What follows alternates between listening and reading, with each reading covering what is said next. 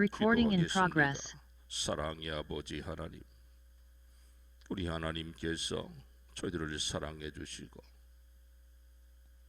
늘 성령의 충만함으로 살아가라고, 늘 지지해 주신 그 주님의 음성을 들으며 살아갈 수 있는 하나님의 귀한 백성들 다 될 수 있도록 도와주시고 인도하여 주옵소서.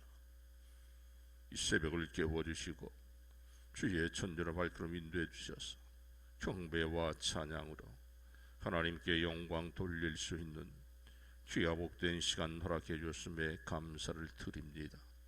늘 우리 속에 감사가 있게 하시고 늘 주님의 사랑을 받았으니 그 사랑을 많은 사람들이 나누어 주며 살아갈 수 있는 귀한 백성들 다 될 수 있도록 도와주시고 인도하여 주옵소서.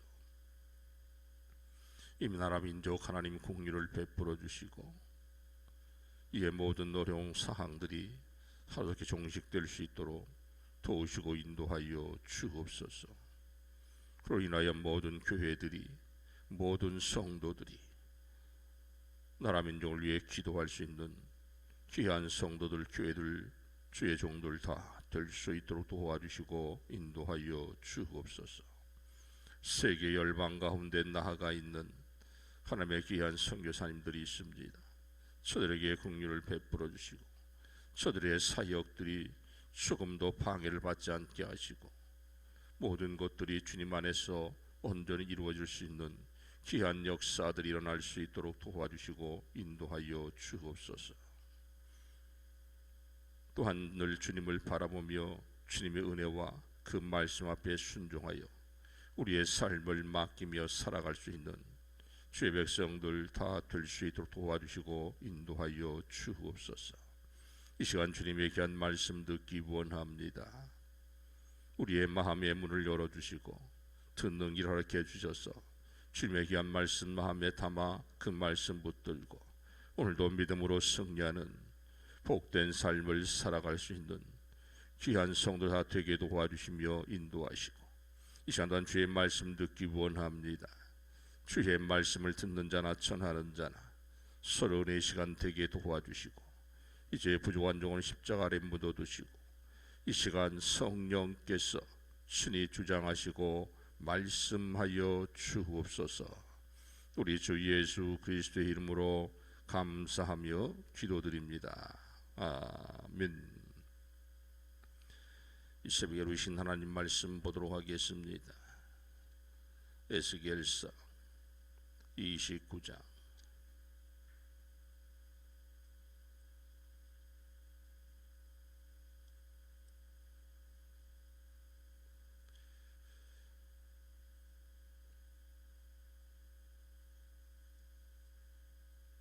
13절부터 21절까지 말씀 보도록 하겠습니다.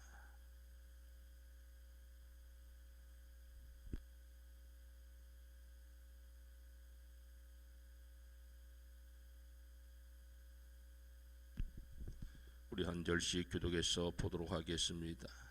주 여호와께서 이같이 말씀하셨느니라. 40년 끝에 내가 만민 중에 흩을 애굽 사람을 다시 모아내되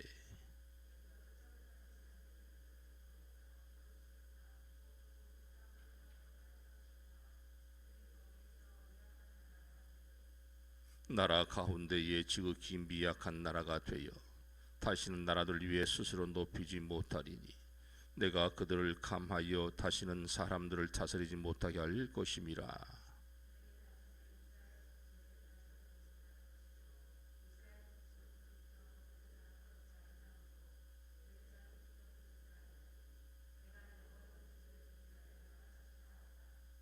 스물일곱째 해 첫째 달 초하루에 여호와의 말씀 내게 임하여 이르시되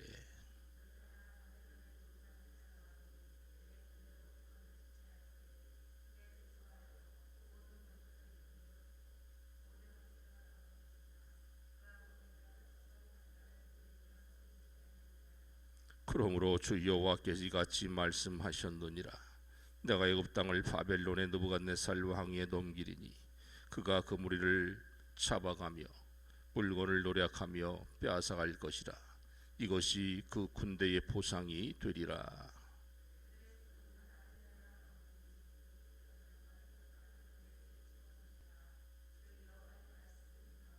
같이 하겠습니다. 그날에 나는 이스라엘 족속에게 한 뿔이 돋아나게 하고 나는 또 내가 그들 가운데에서 입을 열게 하리니 내가 여호와인 줄 그들이 알리라. 아멘. 이제 어제부터 애굽의 멸망에 대해서 에스겔은 우리에게 말씀하고 있습니다. 오늘 본문을 통해 은혜를 나누고자 하는 것은 애굽의 심판의 선언에 대해서 같이 은혜를 나누고자 합니다. 애굽의 심판이 이제 시작되었습니다. 여호와의 말씀 내게 임하여라는 구절로 시작된 7분단은 애굽의 죄를 고발하고 그들에게 임할 심판을 선포합니다. 하나님 어떠한 분입니까? 오늘 1절과 5절 또한 8절과 9절에 보면 교만한 애굽 왕 바로의 심판의 선언에 대해서 말씀하고 있습니다. 하나님은 그들을 혼돈의 상징의 큰 악어라고 칭하십니다. 그가 이스라엘을 부추겨 바벨론을 반역하도록 만들고 이스라엘을 혼란에 빠뜨렸기 때문입니다. 두로의 배가 있어 스스로 신이라 청하며 교만했던 두로의 왕처럼 애굽의 바로도 비옥한 나일강을 나일강 내가 만든 것이라고 떠들며 또한 거만했습니다. 하나님은 애굽을 악어를 사냥하듯 갈고리로 꿰어 강에서 끌어내고 사막에 던져 들짐승과 새의 먹이로 삼켰다고 선포하십니다. 두로의 배와 비옥한 나일강을 부러워할 것이 아닙니다. 소유가 많을수록 교만한 위험이 크고 악을 행할 기회가 많아지기 때문에 그렇습니다. 그러니 세상 재물을 쌓고 근심하는 사람보다 이러한 양식에 만족하며 가난한 마음을 소유하는 사람이 더 행복한 사람이라고 하는 것입니다. 또한 6절 7절에 보면 애굽은 애굽은 의지할 대상이 아니었습니다. 그들이 시드기야 왕을 부추겨 바벨론을 번역하게 했지만 정작 바벨론에 침공할 때 아무런 도움이 되지 못했다고 하는 것입니다.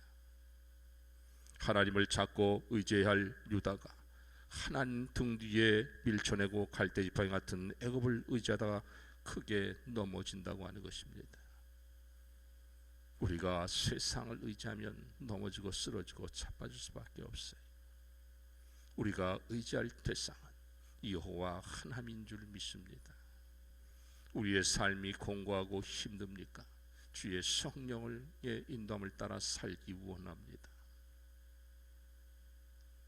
주의 성령께서 우리의 삶을 조명하고 우리를 인도하기를 늘 기도해야 될 줄 믿습니다. 세상 것 바라보아야 한숨밖에 안 나고 세상 것 바라봐야 우리에게 유익되는 것 그다지 많지 않습니다. 우리가 삶을 위해서 우리의 가정을 꾸리기 위해서 직장 생활하는 것 이것도 물론 우리가 생활에 필요하기 때문에 하지만 그의 모든 것들이 오직 하나님의 영광을 위해 해야 될 줄 믿습니다. 늘 분주함 속에 늘 하나님의 말씀을 듣기를 원하고 기도하기를 원하고 또한 늘 찬양 가운데 거하는 성도가 복된 성도인 줄 믿습니다. 우리도 유다처럼 썩은 동아줄 같은 세상의 도움에 매달려 위태로운 삶을 살 때가 많습니다. 지금 세상은 내게 자녀 교육이나 노후 혹은 건강을 위해 어떠한 삶을 살라고 부추깁니까? 그것이 하나님을 의지하는 삶과 어떻게 다릅니까? 우리는 분별하며 살아가는 성도가 되어야 될 줄 믿습니다. 또한 11절과 21절에 보면 제국의 흥망성쇠를 주관하시는 역사의 주인에 대해서 말씀하고 있습니다. 강성하던 애굽을 미약한 나라로 낮추시고 두로를 공격한 바빌론 느부갓네살 왕을 수고를 보상하시려고 애굽 땅을 그에게 주십니다. 그러나 바빌론의 영광도 그 한 세기를 넘기지 못하고 몰락하게 하실 것입니다. 그 모든 일이 하나님의 백성 이스라엘 위한 하나님의 섭리라고 하는 것입니다. 애굽을 낮추신 것은 더 이상 이스라엘의 의지가 되지 못하게 하시려는 것이고, 바벨론을 강하게 하신 것은 이스라엘을 징계하시려는 뜻입니다. 이스라엘 회복할 때가 되면 바벨론 망하게 될 것입니다. 세간에 일어나는 일들, 여러분 지금 많이 접하고 있지 않습니까? 낙태니, 동성애니, 난민이니, 가정폭력이니, 그건 교회에 무관하지 않습니다. 그 일에 하나님의 뜻이 무엇인지를 살펴보고 교회와 그리스도인들이 어떻게 반응할지를 고민해야 한다고 하는 것입니다. 그것을 나쁘게 볼 것이 아니라 그것이 왜 이런 것이 생겼는지 우리가 먼저 그것을 살펴보고 기도해야 한다는 것입니다. 이거는 분명히 하나님의 뜻이 아닐 거예요. 하나님 우리에게 기도하라고 이러한 기회를 우리에게 허락하신 줄 믿습니다. 우리의 믿음이 연약하여서 이 코로나19 때문에 우리의 마음 사람들이 많이 나태해져 있습니다. 많이 게으러져 있습니다. 이런 걸 통하여서 하나님께서 정신 차리라고, 기도하라고, 깨어 있으라고 우리 하나님께서 우리에게 또한 이런 어려움을 허락한 줄 믿습니다. 그래서 고난이 유익이라 그랬어요. 고난 당하는 자들이 기도해야 하는 것입니다. 우리가 잘 살고 잘 먹고 떵떵거릴 때 기도할 것이 아니라 우리가 힘들고 어려운 이 시국에 우리는 고난 가운데, 환난과 핍박 가운데 기도해야 하는 것입니다.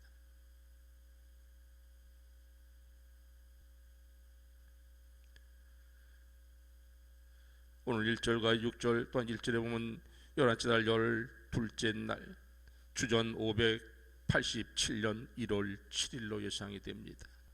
예루살렘에 포위당한 지 대략 1년이 지난 후가 됩니다. 양식이 떨어지고 성의 멸망이 급박한 상태에 들어갔을 때 말씀이 주어집니다. 2절에서 보면 애굽 왕 바로와 온 애굽을 향하여 예언하라고 하십니다. 애굽의 예언은 예루살렘의 어리석음과 헛된 소망을 고발하라는 말씀이에요. 또한 3절에 보면 여호와께 애굽의 바로 왕을 나일강 한가운데 누워있는 악어로 지칭하며 그의 멸망을 선포하십니다. 바로는 자신을 위해 애굽의 생명줄인 이 나일강을 만들었다고 말합니다. 애굽의 생존과 번영이 자신에게 의존하고 있다고 교만을 떠는 것입니다. 교만은 패망의 선봉이라고 잠언서에서 기록하고 있습니다. 우리의 삶 속의 오만과 자만과 교만은 버려야 됩니다. 그놈의 자존심이 뭔지,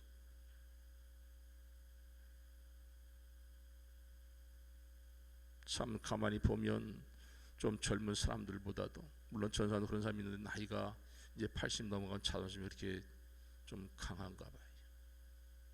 그런 걸 제가 살면서 느껴요. 90을 바라보는 아버지, 이제 80 중순을 지나가는 어머니를 보면서 그런 걸 좀 많이 느낍니다. 참 그 자존심이 뭔지, 그 내가 62년 동안 살면서도 그걸 꺾지를 못하고 있어요.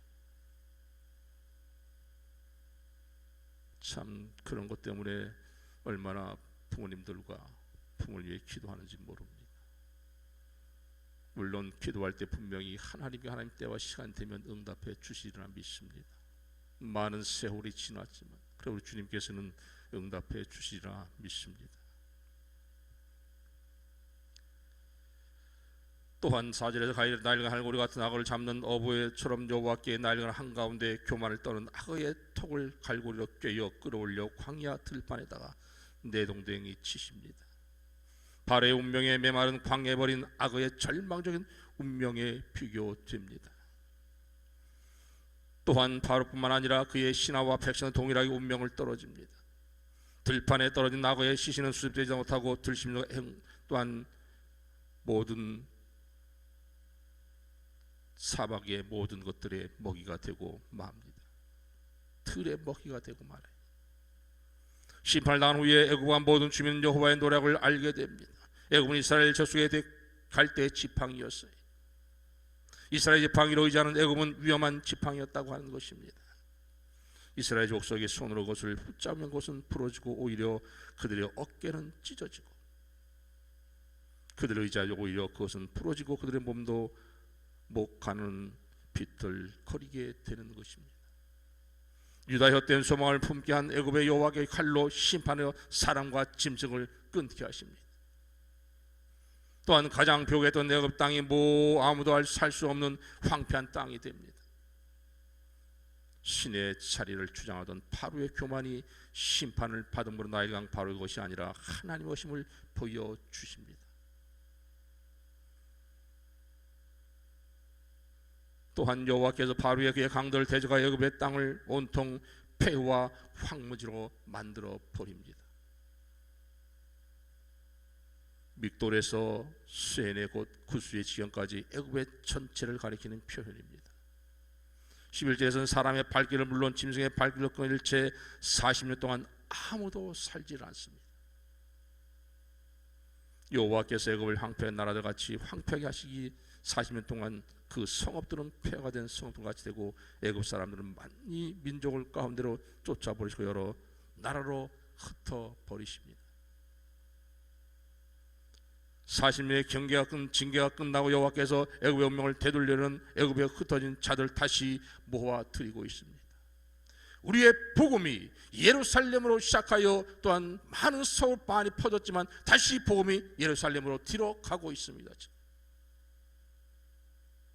점점 우리 주님 오신 날이 가까이 오고 있다고 하는 것입니다.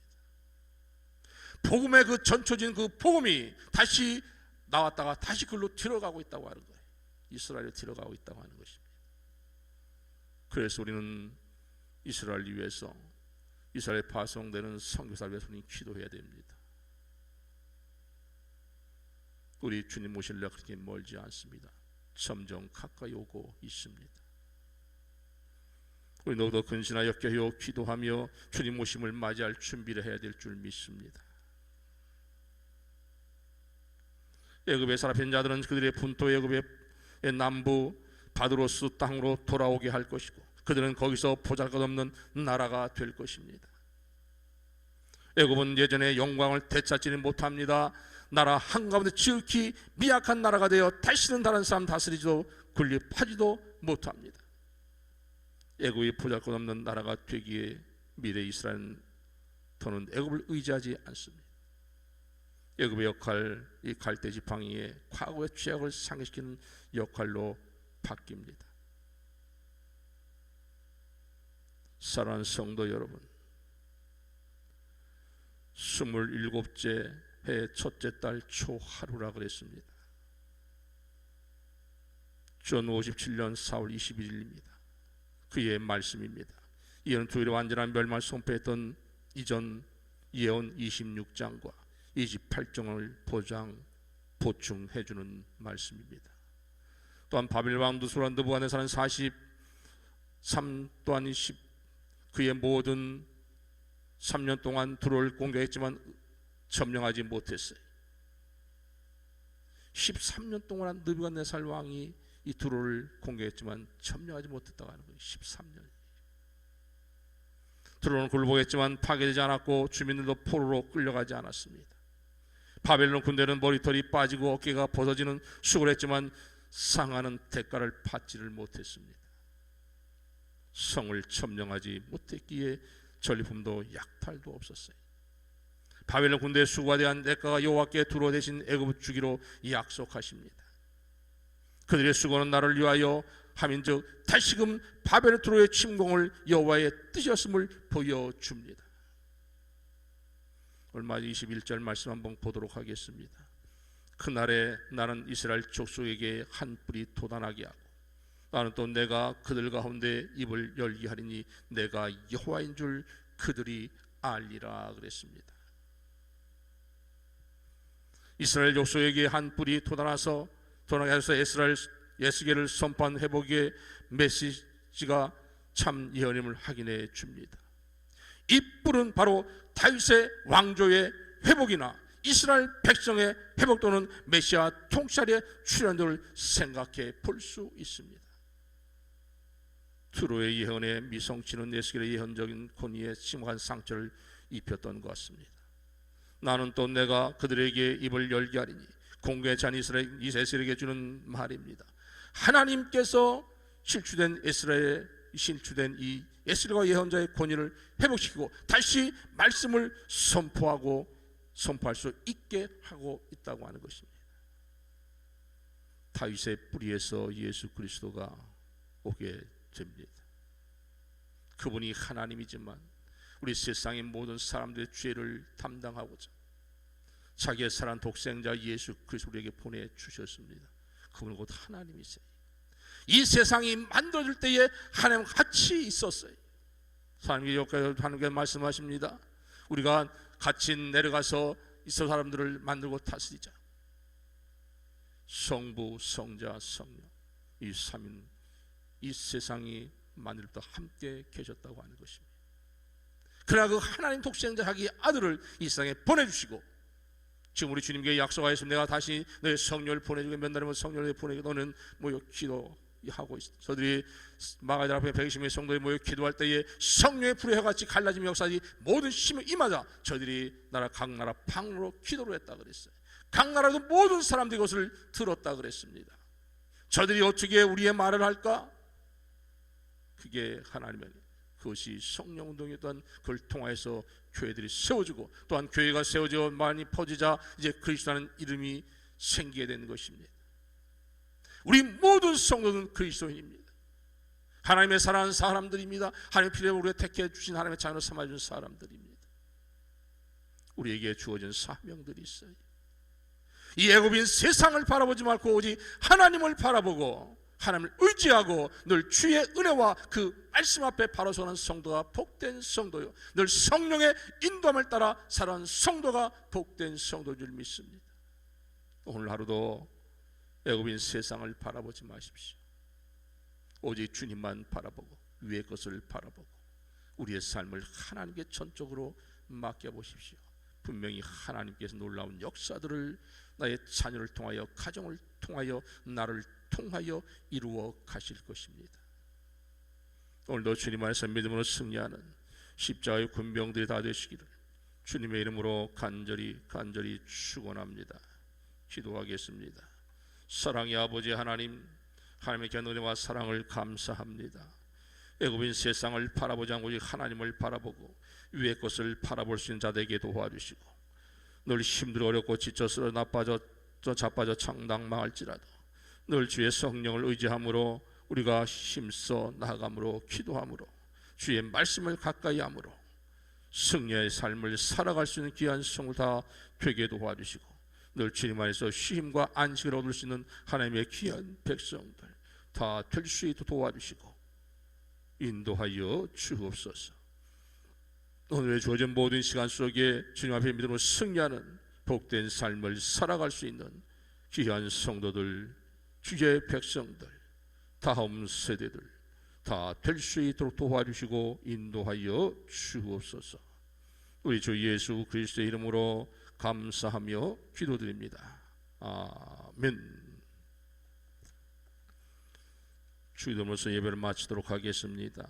하늘에 계신 우리 아버지 이름을 거룩하게 하시며 아버지의 나라가 오게 하시며 아버지의 뜻이 하늘에서와 같이 땅에서도 이루어지게 하소서. 오늘 우리에게 일용할 양식을 주시고 우리가 우리에게 잘못한 사람을 용서하여 준 것 같이 우리 죄를 용서하여 주시고 우리 시험에 빠지지 않게 하시고 악에서 구하소서. 나라와 권능과 영광이 영원히 아버지의 것입니다. 아멘.